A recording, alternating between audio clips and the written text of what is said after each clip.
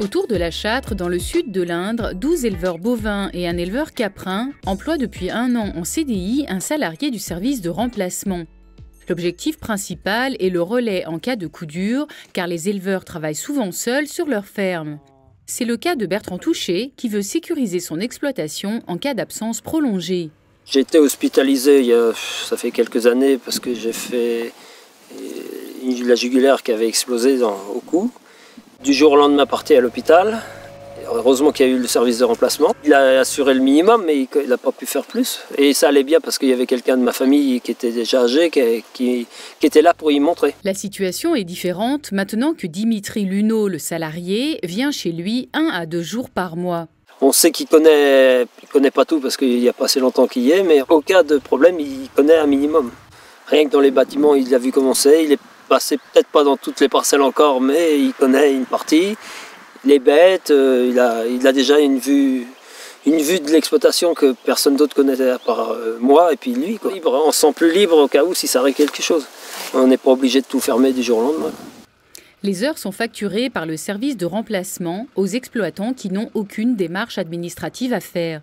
Dimitri leur apporte une aide régulière pour réaliser les travaux classiques en élevage. Moi, je l'ai eu une vingtaine de jours depuis 1 an. Donc, on a fait un petit peu de tout, d'épandage de fumier, donner à manger aux animaux, épandage, pailler les stabules, fait du bois, voilà, toutes les tâches qu'on a à faire sur toute l'année, quoi. Pour pouvoir embaucher Dimitri à plein temps, les éleveurs se sont engagés à l'employer un nombre de jours minimum chaque mois. Même en période de gros travaux, l'organisation du planning ne pose pas de problème. La gestion du planning a été une grande peur lors de nos premières rencontres, avant d'embaucher. Parce qu'on s'est dit, mais tout le monde aura besoin le même jour au moment des foins, tout ça. Et on a pris un calendrier, on a mis chacun nos besoins et on s'est rendu compte que dans les périodes de pointe de travail des exploitations, on n'avait pas besoin de Dimitri. Donc aujourd'hui, Dimitri prend ses vacances au mois de juillet. On se réunit 1 fois par mois, tous les 3e lundis du mois, entre 11h et midi, à un point central sur le canton. Et on planifie le planning du mois qui arrive. Donc on fait un tour de table, chacun donne ses besoins, ses impératifs. Et après, s'il y a des trous, on les complète. Et jusque-là, tout le monde a joué le jeu à compléter les trous du planning. En dehors des travaux quotidiens, Dimitri est aussi sollicité en remplacement dans le cadre d'un mandat professionnel ou pour des congés. Par exemple, Jean Aubailly l'a formé à la traite des chèvres avant qu'il ne le remplace pendant ses vacances d'hiver et d'été. On a commencé en septembre 2014.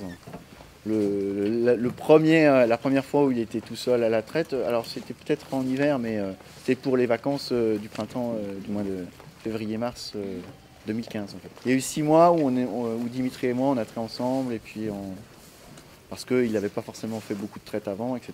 Il faut consacrer du temps pour cette formation, pour répondre à nos besoins en fait.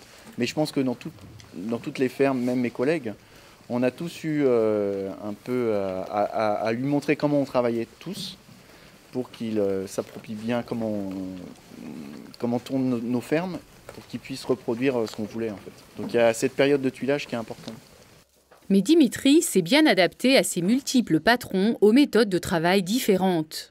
Ce qui me plaît dans ce métier, surtout travailler dans plusieurs fermes, c'est de voir plusieurs manières de travailler, plusieurs caractères de personnes, plusieurs fermes différentes. Donc ça peut être évident au début pour tout connaître les parcelles. Enfin, je connais encore pas tout, mais je connais quand même pas mal. Et puis savoir comment travailler chez l'un, comment travailler chez l'autre. C'est le début le plus compliqué. Et l'expérience est très formatrice aussi pour les agriculteurs. L'expérience d'avoir un salarié comme ça, plusieurs, c'est très formateur. Parce que ça permet d'apprendre à gérer quelqu'un, d'apprendre à s'organiser sur son exploitation. Parce que quand on est tout seul, on n'a pas besoin des fois de planifier, on va où on veut, quand on veut. Et du coup, on est beaucoup plus carré et je pense beaucoup plus productif dans notre travail. Et ça fait un bon enseignement pour venir par la suite, s'il y a besoin, un salarié permanent sur les exploitations. Et le bilan est très positif pour l'emploi local. Créer un emploi comme ça à plusieurs, c'est pérenniser aussi au niveau local, au niveau économique. On a créé un poste CDI On serait resté chacun dans notre côté, on aurait utilisé le service de remplacement via des postes CDD précaires. Le but du jeu, ce serait d'avoir au moins un salarié comme ça par canton.